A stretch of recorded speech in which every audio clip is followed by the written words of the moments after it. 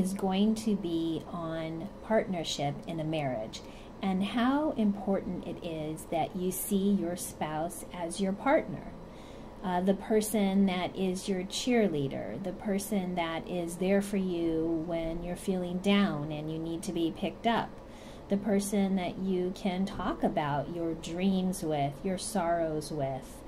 the person that you can be intimate with, that's your best friend, that has your back, basically.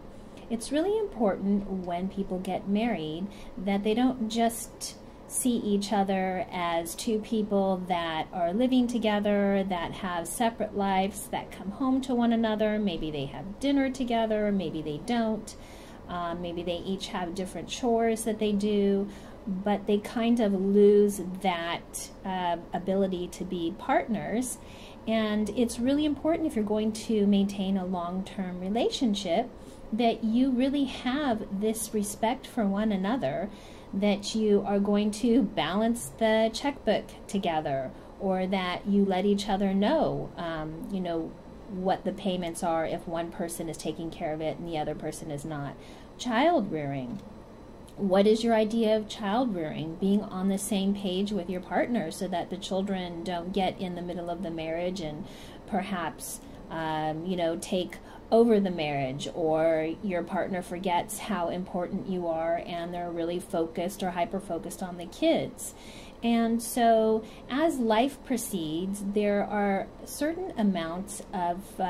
factors that will come into this marriage that, unless the couple is a team, is a partnership, can really divide them. And again, those things are having children,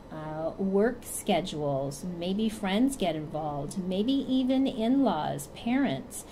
come in between. And these are some of the things that I deal with clients that come into the office, are these ideas that somehow your spouse is not the first person that you tell something to. It may be that you've lost that connection and you're talking to somebody in the office. So it's really important to get that partnership back,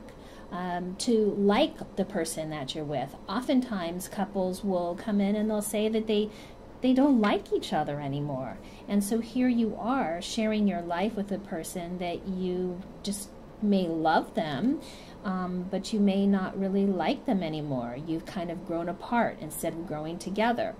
And so taking this idea that perhaps there's a certain amount of sacrifice that you have to do in other areas of your life where you were feeling, independent before you got married, or feeling like you wanted to do something on your own. It's fine to have outside interests in a marriage, but it's not fine to have those interests that are more important than the partnership that a couple shares together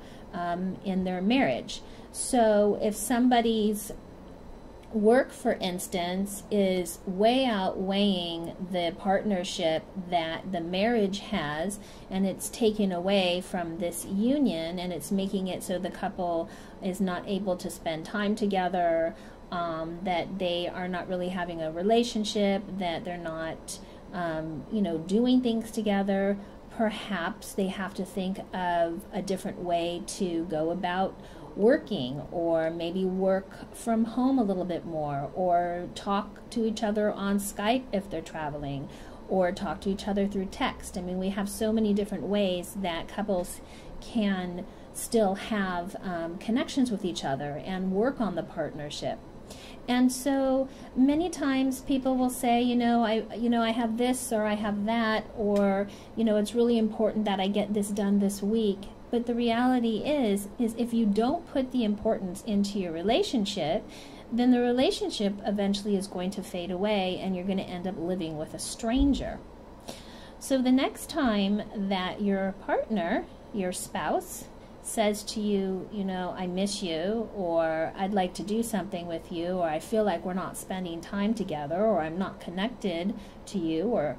you're not understanding me, perhaps they're saying, we really aren't spending enough time together, we're not really partners in this marriage, and it's something that instead of kind of brushing it away or not paying attention to, you should definitely pay attention when some of those comments come your way, because oftentimes they may not be able to express exactly how they're feeling, that they miss you. It may come out in a different way that isn't always the most positive way, like, oh, you're working way too much, or you're traveling way too much, or you're spending too much time with this friend, or you're allowing your family to get involved, instead of saying, you know, I really miss you, I really miss spending time with you, and I really want to have a relationship with you, a partnership, and that's the reason that we got married. So if this is something that you're struggling with, please leave a comment, give me a thumbs up if you like the video, subscribe to my channel, and as always, I believe everyone deserves to have a healthy sex life, and so do you.